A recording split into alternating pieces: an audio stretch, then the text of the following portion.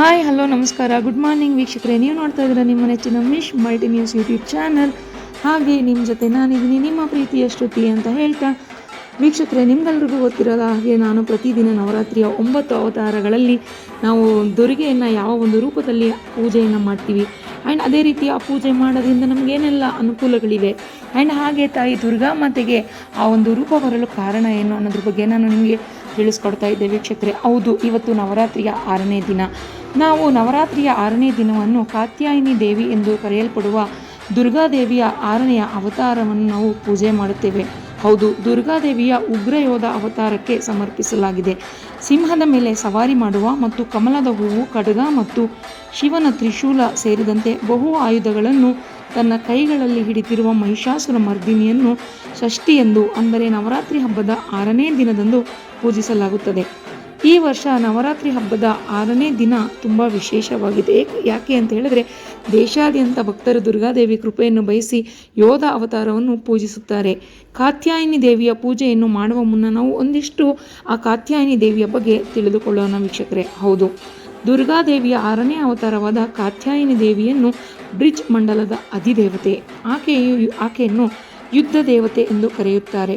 ತಾಯಿಯ ರೂಪವು ಚಿನ್ನದಂತೆ ಪ್ರಕಾಶಮಾನವಾಗಿದೆ ಮತ್ತು ಅತ್ಯಂತ ದೈವಿಕವಾಗಿದೆ. ತಾಯಿಗೆ 4 ತೋಳುಗಳಿವೆ. ಆಕೆ ತನ್ನ 4 ಕೈಗಳಲ್ಲಿ, ಒಂದು ಕೈಯಲ್ಲಿ ಕಮಲದ ಹೂವನ್ನು, ಮತ್ತೊಂದರಲ್ಲಿ ಖಡ್ಗವನ್ನು ಮತ್ತು ಇನ್ನೆರಡು ಕೈಗಳಲ್ಲಿ ಭಕ್ತರಿಗೆ ಆಶೀರ್ವಾದವನ್ನು ಸುರಿಸುವ ಮುದ್ರೆಯನ್ನು ಹೊಂದಿದ್ದು ಸಿಂಹಾಸನರೂಢಳಾಗಿದ್ದಾಳೆ. ತಾಯಿಗೆ ಹಳದಿ ಬಣ್ಣ ಎಂದರೆ ತುಂಬ ಇಷ್ಟ. ಶಾಸ್ತ್ರಗಳ ಪ್ರಕಾರ ತಾಯಿಯನ್ನು ಸರಿಯಾಗಿ ಪೂಜಿಸಿ ಕೆಲವು ವಿಶೇಷ ಉಪಾಯಗಳನ್ನು ಮಾಡುವುದರಿಂದ ಹೆಣ್ಣು ಮಕ್ಕಳ ವಿವಾಹವು ಶೀಘ್ರದಲ್ಲಿ ಪೂರ್ಣಗೊಳ್ಳುತ್ತದೆ ಮತ್ತು ಸೂಕ್ತ ವರ ದೊರೆಯುತ್ತಾನೆ ಎನ್ನುವ ನಂಬಿಕೆ ಇದೆ. ಹೌದು, ದೇವಿಯ 6ನೇ ರೂಪವಾದ ತಾಯಿ ಕಾತ್ಯಾಯಿನಿಯನ್ನು ಶ್ರೀರಾಮ ಮತ್ತು ಶ್ರೀಕೃಷ್ಣ ಇಬ್ಬರೂ ಪೂಜಿಸುತ್ತಿದ್ದರು. ಶ್ರೀಕೃಷ್ಣನನ್ನು ಪಡೆಯಲು ಬ್ರಜ್ನ ಗೋಪಿಗಳು ಈ ದೇವಿಯನ್ನು ಪೂಜಿಸಿದರು ಎಂಬ ದಂತಕಥೆ ಇದೆ. ಕಾತ್ಯಾಯಿನಿ ದೇವಿಯ ಕಥೆ ಭಾಗವತ, ಮಾರ್ಕಂಡೇಯ ಮತ್ತು ಸ್ಕಂದ ಪುರಾಣಗಳಲ್ಲಿ ಉಲ್ಲೇಖವಾಗಿದೆ. ದೇವಿ ದುರ್ಗೆಯ ಪರಮಭಕ್ತನಾದ ಮಹರ್ಷಿ ಕಾತ್ಯಾಯಿನಿ ದಂಪತಿಗೆ ಮಕ್ಕಳಿರಲಿಲ್ಲ. ಅವರು ದೇವಿಯನ್ನು ಕುರಿತು ತಪಸ್ಸು ಕೈಗೊಂಡಾಗ ಆಕೆ ಪ್ರತ್ಯಕ್ಷವಾಗಿ ತಾನು ಕಾತ್ಯಾಯನ ಮಹರ್ಷಿಯ ಮಗಳಾಗಿ ಜನಿಸುವುದಾಗಿ ಆಶೀರ್ವಾದ ಮಾಡಿದಳು ಎಂದು ಪುರಾಣದ ದಂತಕಥೆ ಹೇಳುತ್ತದೆ. ತಾಯಿ ಕಾತ್ಯಾಯಿನಿ ದೇವಿಯ ಅವತಾರದ ಉದ್ದೇಶವು ಮಹಿಷಾಸುರನನ್ನು ಸಂಹಾರ ಮಾಡುವುದಾಗಿತ್ತು. ಋಷಿಮುನಿಗಳು ಪೂಜಿಸಿದ ನಂತರ ಅವತಾರ ಎತ್ತಿದ ತಾಯಿ ಕಾತ್ಯಾಯಿನಿಯು ಅಶ್ವಿನಿ ಮಾಸದ ಶುಕ್ಲ ನವಮಿ ತಿಥಿಯಲ್ಲಿ ಮಹಿಷನೊಂದಿಗೆ ಯುದ್ಧ ಮಾಡಿ ಸಂಹಾರ ಮಾಡಿದಳು. ದಶಮಿ ದಿನದಂದು ದೇವಿಯನ್ನು ಜೇನುತುಪ್ಪ ತುಂಬಿದ ವೀಳ್ಯದ ಎಲೆಯಲ್ಲಿ ಸೇವಿಸಿ ನಂತರ ಮಹಿಷನನ್ನು ಕೊಂದಳು ಎಂದು ಪುರಾಣದ ಕಥೆಗಳು ಹೇಳುತ್ತವೆ.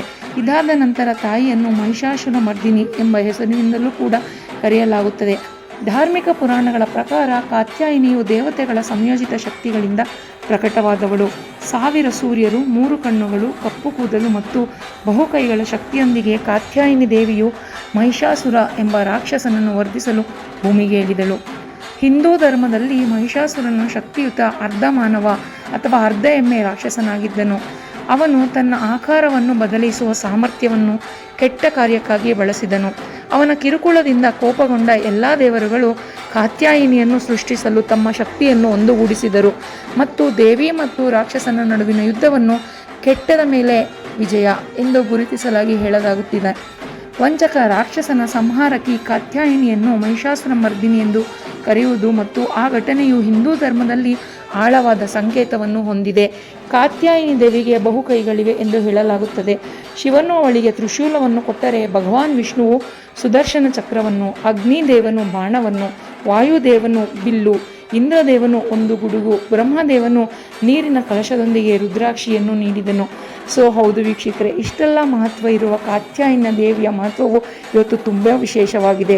ಈ 6ನೇ ದಿನ ನಾವು ಕಾತ್ಯಾಯಿನಿ ದೇವಿಯನ್ನು ಪೂಜೆ ಮಾಡುವುದರಿಂದ ಯಾರಿಗೆಲ್ಲ ಮದುವೆ ಆಗಿರಲ್ಲ ಅಂತ ಒಂದು ಹೆಣ್ಣು ಮಕ್ಕಳಿಗೆ ಮದುವೆ ಭಾಗ್ಯ ಲಭಿಸುತ್ತದೆ ಅಂತ ಹೇಳಿ, ಸುಖ, ಶಾಂತಿ, ನೆಮ್ಮದಿ, ಸೌಹಾರ್ದತೆ ಎಲ್ಲವನ್ನು ಕಾಪಾಡ್ಕೋಬೋದು ಅಂತ ಹೇಳ್ತಾ ಇವತ್ತಿನ ಈ ಒಂದು ಕಾತ್ಯಾಯಿನಿ ದೇವಿಯ ಮಹತ್ವವನ್ನು ನಾನು ನಿಮಗೆ ತಿಳಿಸ್ಕೊಟ್ಟಿದ್ದೀನಿ ವೀಕ್ಷಕರೇ.